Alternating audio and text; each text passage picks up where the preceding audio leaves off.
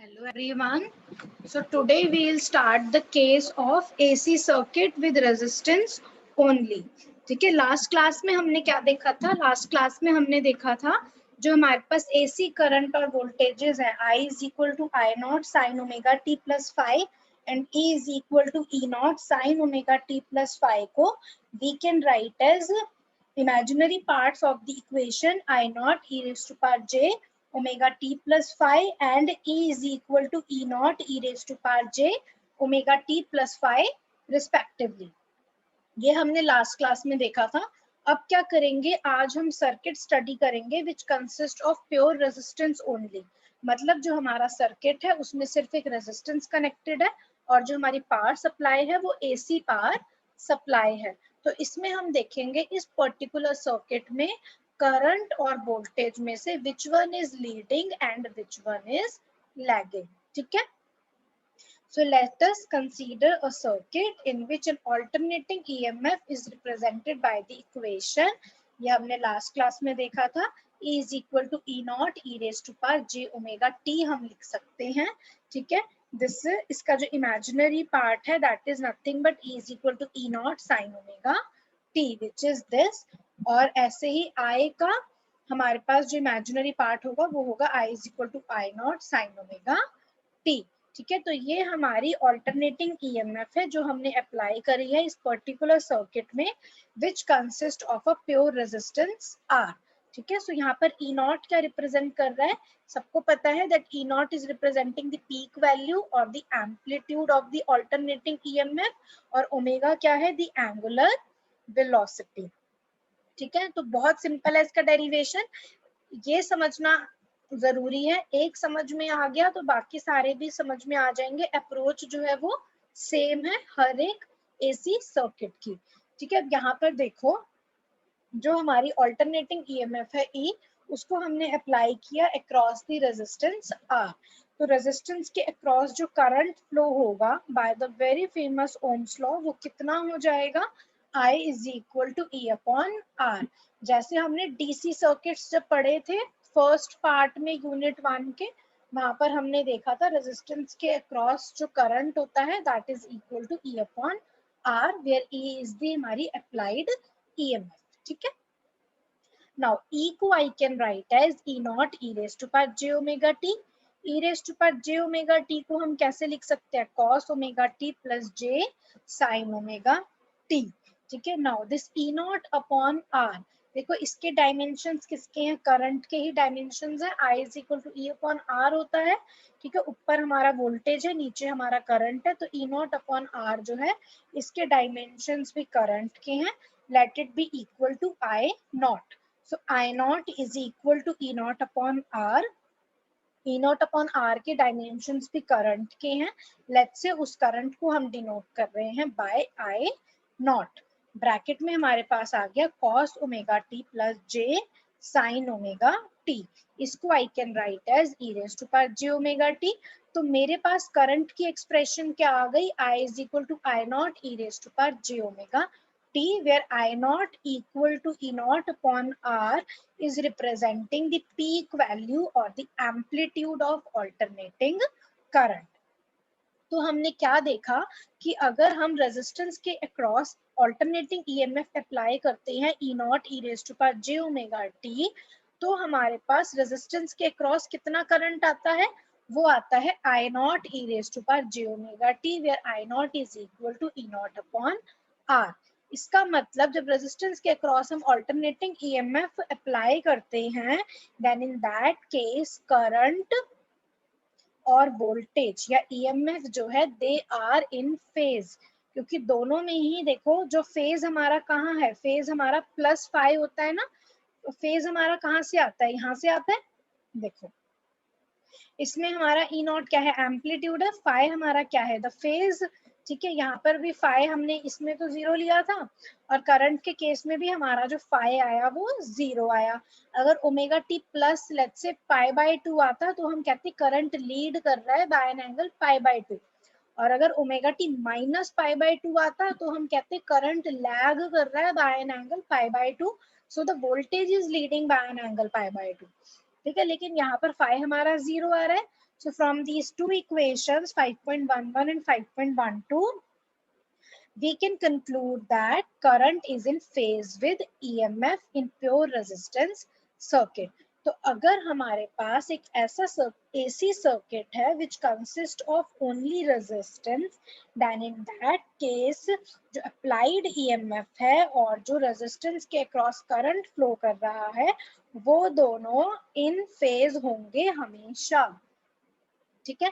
इन phase होने का क्या मतलब है?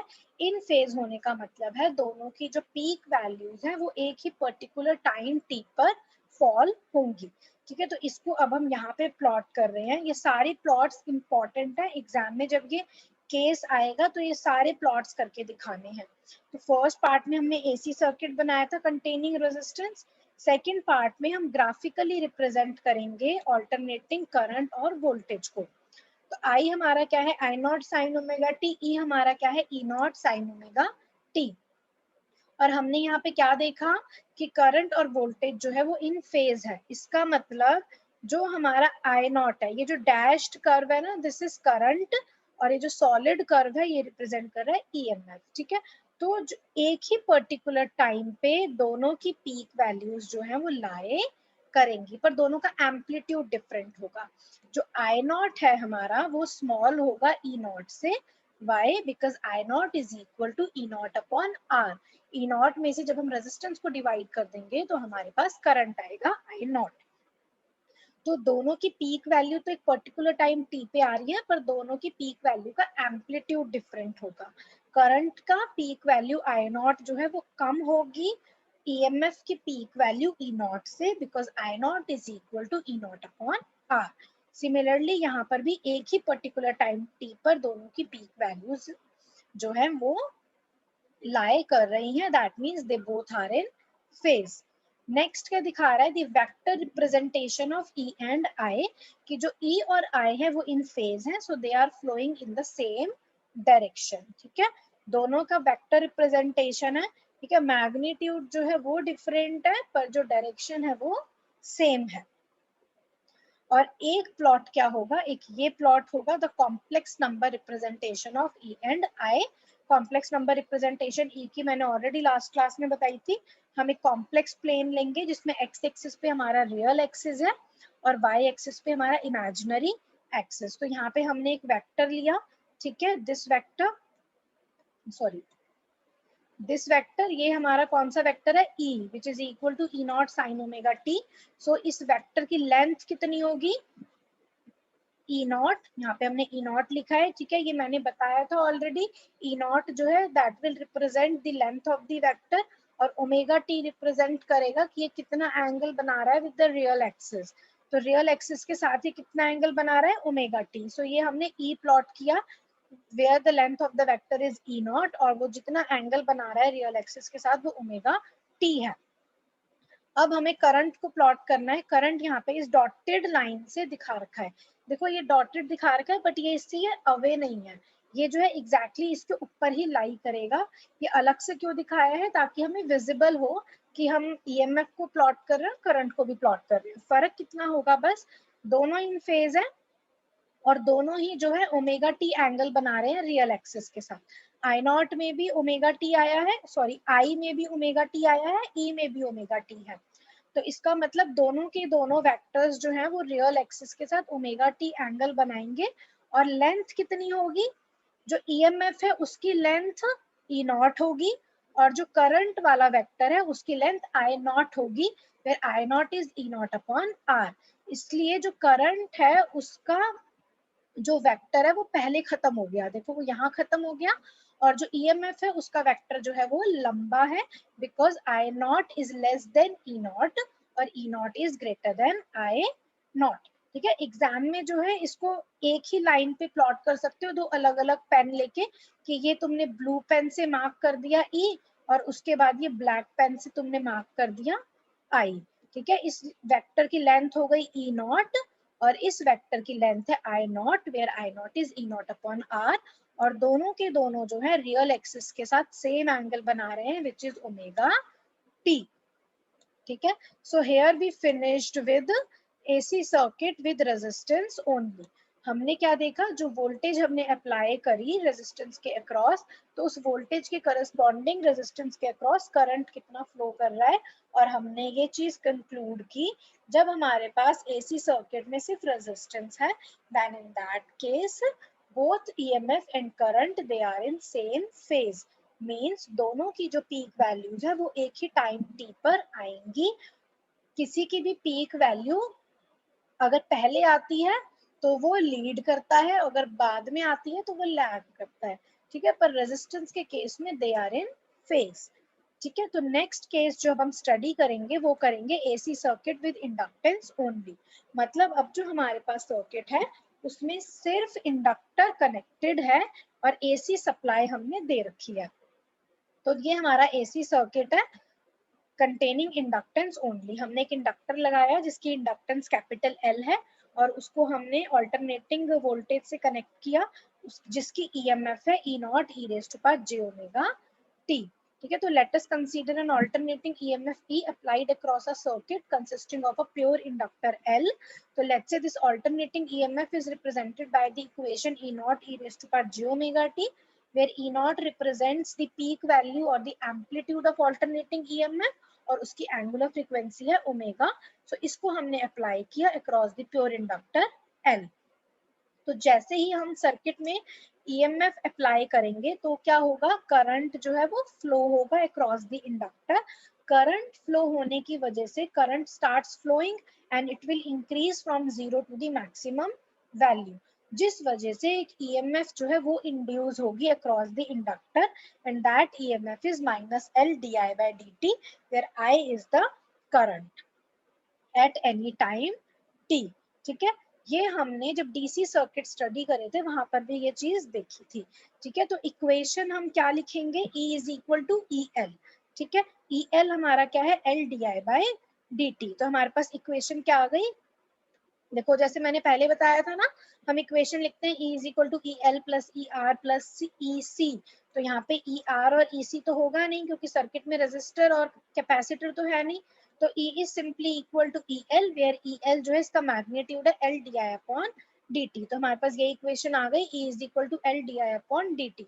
डीसी सर्किट्स में हमने इस तरीके की इक्वेशन बहुत बार लिखी है, ठीक है। जहाँ पे E हमारा कितना है, E not E raise to power J omega T. हमारे पास ये इक्वेशन आ गई। अब हमें क्या देखना है कि अगर applied EMF E not E raise to power J omega T है तो करंट कितना आएगा, वो इन फेज आएगा या आउट ऑफ फेज आएगा, और अगर आउट ऑफ फेज आएगा तो कितने एंगल से आउट ऑफ फेज आएगा, दोनों में से कौन लैग करेगा और कौन लीड करेगा, ये अब हमें देखना है। तो यहाँ से इस इक्वेशन को I can rewrite in this way, D I हमारा कितना हो गया, E naught upon L E raise to power J omega T into D T. तो करंट निकालने के लिए we now integrate this equation. तो इंटीग्रेट करेंगे हम, integration D I is equal to integral E naught upon L E raise to power J omega T into D T. e raised to power j omega t का हम integration करेंगे, e naught upon l constant है, it will come out of the integration. e raised to power j omega t का integration सबको पता है, e raised to power j omega t upon j omega, यहाँ पे already लिखा भी हुआ है, ठीक है। तो हमारा j जो है डिनोमिनेटर में है, तो अब हम इसको j से मल्टीप्लाई और j से डिवाइड करेंगे। तो डिनोमिनेटर में हमारा क्या आ गया, j स्क्वायर, जे स्क्वायर हमारा क्या होता है -1, तो आई हमारा आ गया minus j e not E raise to power J omega t divided by omega L, because j square is equal to -1। देखो मैंने ऑलरेडी पहले ये चीज बताई थी लास्ट क्लास में कि जब हम किसी भी वेक्टर को जे से मल्टीप्लाई करते हैं तो वो 90 डिग्री जो है रोटेट हो जाता है in the anti clockwise direction. और अगर हम किसी भी वेक्टर को माइनस जे से मल्टीप्लाई करते हैं where j is under root -1, तो वो वेक्टर रोटेट हो जाता है by an angle of 90 degree in the clockwise direction. तो यहाँ पर आई हमारा किससे मल्टीप्लाई हो रहा है, माइनस जे से। इसका मतलब करंट जो है वो रोटेट हो चुका है by an angle of -90 degree, where j is under root -1. Minus 90 degree का मतलब क्या है, जो करंट है हमारा, जो करंट वेक्टर है वो रोटेट हो चुका है by an angle of 90 degree in the clockwise direction. मतलब अगर ये डायरेक्शन हमारी ईएमएफ की है, ठीक है, तो करंट की ये डायरेक्शन नहीं है, करंट ईएमएफ के साथ इन फेज नहीं है, करंट जो है वो 90 डिग्री रोटेट हो चुका है इन the clockwise direction, clockwise direction 90 degree rotate हो चुका है, तो ये हमारा करंट है। तो इसका मतलब ईएमएफ और करंट जो है वो इन फेज नहीं है, they are out of phase by an angle of π/2। अब हम इसको और स्पेसिफिक फॉर्म में लिखेंगे और देखेंगे कि which one is leading and which one is lagging. कैसे, देखो E naught upon omega L को हमने एज इट इज लिया, माइनस जे को हमने एज इट इज लिया, और E raised to power J omega T को हमने लिख दिया as cos omega T plus J sine omega T. अब इस माइनस जे को हम इस ब्रैकेट के अंदर ले गए, तो ये हो गया minus j cos omega T minus j square sine omega t, where j square is -1, तो ये क्वांटिटी हमारी हो गई प्लस कॉस ओमेगा टी को सबको पता है, हम लिख सकते हैं as sine π/2 minus cos minus omega T. We know that sine 90 minus theta is cos theta. Simply हमने साइन 90 माइनस थीटा लिया है, that is equal to cos theta, here theta is omega T. Similarly, sin omega t को I can write as cos π/2 minus omega t। सारे के सारे first quadrant में लाई कर रहे हैं, तो cos 90 माइनस थीटा जो है वो भी sin थीटा होता है, ये सबको पता है। नेक्स्ट स्टेप, अब यहाँ पर देखो cos π/2 माइनस ओमेगा टी को I can write as cos omega t minus π/2। क्यों? Because we already know that cos of minus theta is always equal to cos of theta. तो cos π/2 minus omega t को we can write as cos omega t minus π/2। now ये जो second term है इसको हम कैसे लिख सकते हैं, sin π/2 minus omega t is equal to minus sin omega t minus π/2। ये माइनस माइनस जो है हो जाएगा यहाँ पे प्लस, ठीक है। ये सबको पता है प्रॉपर्टी, और ये भी सबको पता है कि sine of minus theta is equal to minus of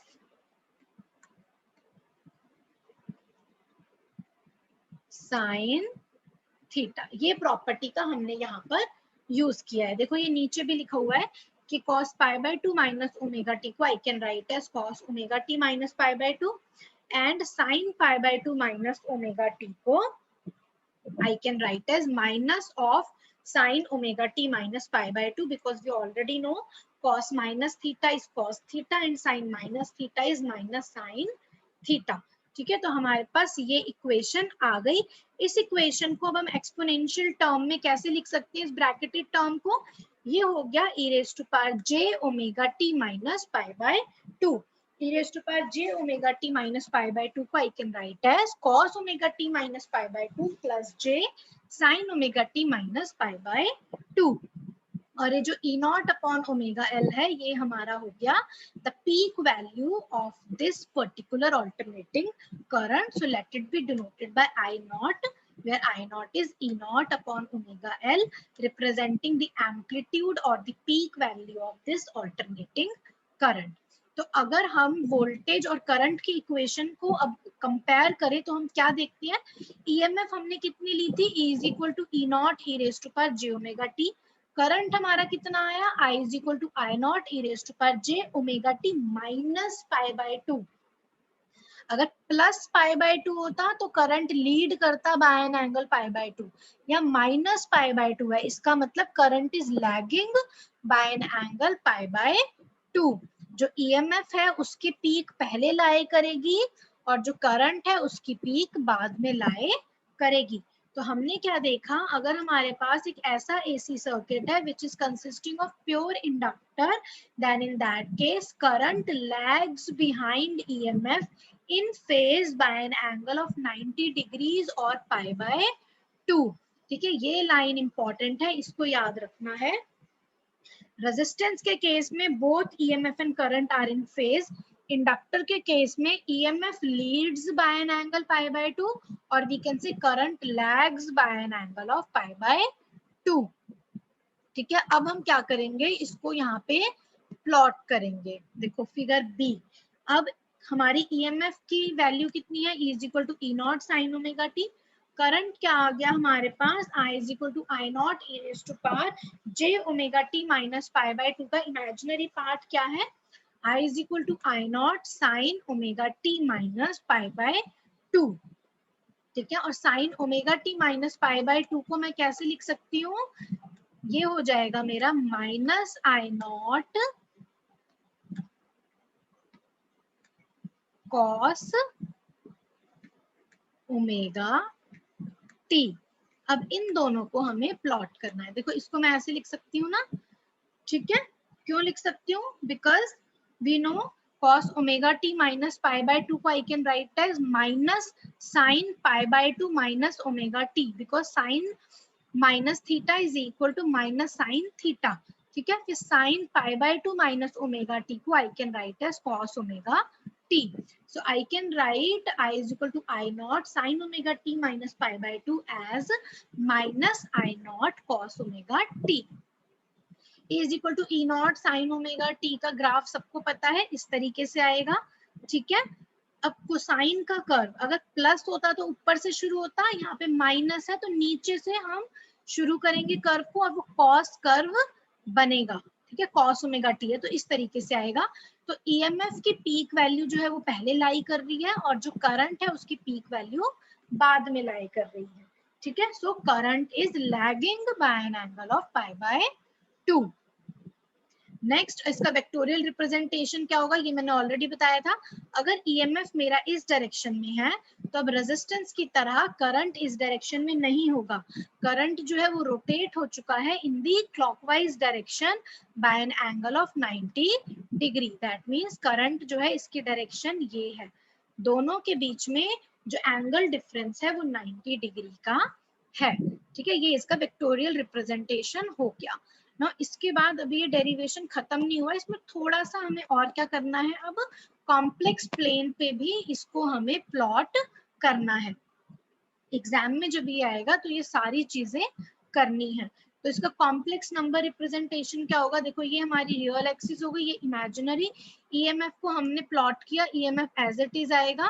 ठीक है, ये EMF की हमारी वेक्टर है जिसकी लेंथ है E0 और रियल एक्सिस के साथ वो एंगल बना रहा है ओमेगा t। अब करंट का चेंज हो गया, करंट क्या है हमारा, अब वो रेजिस्टेंस वाले केस की तरह इसी डायरेक्शन में नहीं है, वो रोटेट हो चुका है by an angle of 90 degree in the clockwise direction. और ये जो करंट वेक्टर है हमारा, इसकी जो लेंथ है that is equal to I0 which is equal to E0 upon omega L। और जो रियल एक्सिस के साथ कितना एंगल बना रहा है, यहाँ पर देखो रियल एक्सिस के साथ कितना एंगल है, ओमेगा t माइनस π/2। तो ये एंगल हम अगर हमारा 90 डिग्री है और ये एंगल ओमेगा t है तो ये एंगल हमारा कितना हो गया, π/2 माइनस ओमेगा t। और नेगेटिव साइन है इसीलिए हमने इसको क्लॉकवाइज डायरेक्शन में रोटेट किया है, हमने करंट को इस डायरेक्शन में नहीं बनाया। ठीक है, क्यों, बिकॉज यहाँ नेगेटिव साइन है, ओमेगा टी माइनस π/2 में अगर मैं नेगेटिव बाहर ले लूं तो ये मेरा हो जाएगा π/2 माइनस ओमेगा टी। ठीक है, तो ये हमारा एंगल कितना है, π/2 माइनस ओमेगा टी, जो रियल एक्सिस के साथ बना रहा है। और नेगेटिव साइन क्या बता रहा है कि रोटेशन जो है वो क्लॉकवाइज डायरेक्शन में होगी, एंटी क्लॉकवाइज डायरेक्शन में नहीं होगी। तो ये सिंपल इसका कॉम्प्लेक्स नंबर रिप्रेजेंटेशन है। आई होप ये क्लियर है। EMF का एज इट इज आएगा E0 e raised to power j omega t, where E0 length of the vector है, ओमेगा t वो एंगल है जो वो रियल एक्सिस के साथ बना रहा है। I को हम 90 डिग्री रोटेट कर देंगे क्लॉकवाइज डायरेक्शन में और हम कहेंगे अब जो हमारे पास नया वेक्टर आया करंट का, इसकी लेंथ है I naught, that is equal to E naught upon omega L, और ये जो रियल एक्सिस के साथ एंगल बना रहा है that is pi by 2 minus omega T. I hope यहाँ तक सबको क्लियर है। देखो अब इसके बाद हम एक चीज और देखेंगे जो यूजुअली हम एसी सर्किट्स में देखते हैं, और ये तुम सबको पता भी है कि जो हमारा इंडक्टर होता है it does not provide any resistance to DC, it provides an easy path for DC but a resistive path for AC.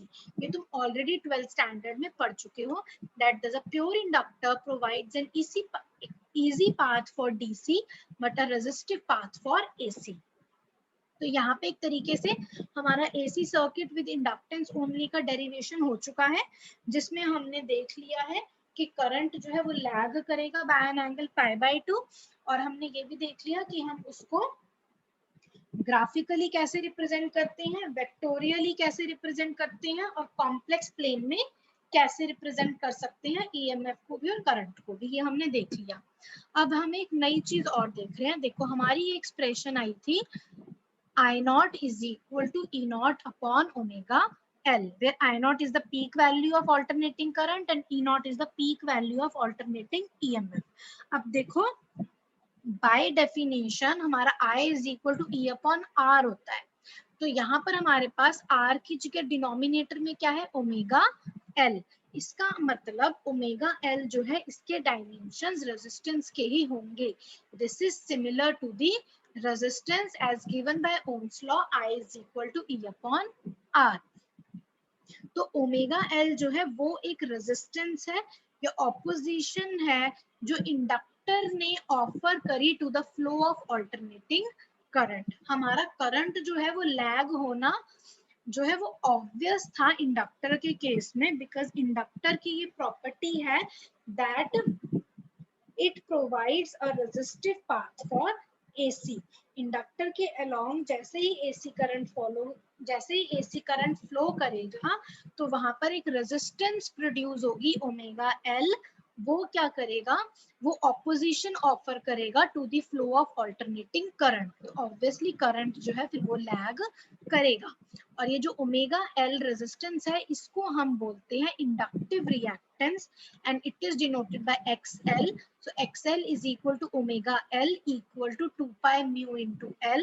Omega को I can write as 2 pi into nu, where nu is the linear frequency of alternating current. तो XL जो है हमारा inductive reactance, इसके जो dimensions हैं that is same of the resistance, तो इसकी यूनिट होती है ओम। ये तुम ऑलरेडी पहले पढ़ भी चुके हो 12th स्टैंडर्ड में, ठीक है, कि इंडक्टर के अक्रॉस जब करंट फ्लो करता है तो इट, अगर वो करंट AC करंट है then it provides an opposition to that current, और जो ऑपोजिशन प्रोवाइडेड होती है that is equal to omega L, which is known as inductive reactance having the dimensions same as that of the resistance, so its unit is also ohm.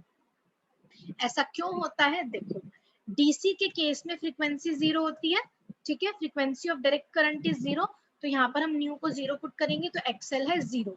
इसका मतलब जब inductor के across DC current flow करता है तो वो उसको कोई रेजिस्टेंस प्रोवाइड नहीं करता, उस केस में रेजिस्टेंस ऑफर्ड जो है वो 0 आती है। तो pure inductor does not offer any resistance to DC, but AC के केस में XL जो है वो डायरेक्टली प्रोपोर्शनल है न्यू के, तो जितनी ज्यादा लार्ज वैल्यू होगी फ्रीक्वेंसी की ऑल्टरनेटिंग करंट की, उतनी ही ज्यादा रेजिस्टेंस वो ऑफर करेगा AC को। So thus we can say that a pure inductor provides an easy path for DC but a resistive path for AC. So because of this property of inductor, current lags behind EMF. It is because of this property of inductor, current lags EMF. ठीक है, next exam में अगर ये question, exam में अलग से छोटा सा क्वेश्चन भी आ जाता है that why a pure conductor provides an easy path for DC but a resistive path for AC, तो उसका जो आंसर है वो यहाँ पर लाई करता है। ठीक है, तो ये चीज जो है ये तुम्हें मेंशन करनी है जब इसका क्वेश्चन आता है एग्जाम में। तो नाउ ये क्या कह रहा है, अब क्या है, ये जो हमारा ऑल्टरनेटिंग करंट और ईएमएफ है, इसकी हम मेजरमेंट कैसे करते हैं, मैंने ऑलरेडी बताया था पहले. We use specially designed ammeters and voltmeters to measure the alternating current and alternating EMF respectively. और वो जो स्पेशली डिजाइंड वोल्टमीटर्स और एमीटर्स होते हैं, वो एसी करंट और एसी वोल्टेज की आरएमएस वैल्यू को मेजर करते हैं, ये भी मैंने बताया था. ठीक है, तो अगर मैं इंडक्टर के अक्रॉस वोल्टमीटर लगाऊं तो वो वोल्टमीटर कितनी आरएमएस वैल्यू को मेजर करेगा. ई वी क्या होता है हमारा, ई आर एम एस, तो वो कितना है, E naught upon √2. Similarly ammeter जब हम कनेक्ट करेंगे तो वो कितना करंट नोट डाउन करेगा, आई नॉट अपॉन √2. इसका डेरिवेशन हम पहले ही कर चुके हैं जब हमने आरएमएस वैल्यू निकाली थी ऑल्टरनेटिंग करंट की ओवर वन कंप्लीट साइकिल. ठीक है, so we have I V is equal to I not upon √2. और AC circuit with inductance only में आई नॉट हमारा कितना आया, आई नॉट हमारा आया E naught upon omega L. तो substitute I naught as E naught upon omega L. So E naught, so this will be equal to E V upon X L. इसको ठीक कर लो, यहाँ पे ई वी आएगा. E naught upon √2 is E V and X L is omega L. तो यहाँ से हमने एक रिलेशन निकाला that AC circuit with inductance only में आई आर एम एस और I V is equal to E R M S और E V divided by X L. ये भी ओम्स लॉ की तरह ही है, I is equal to E upon R.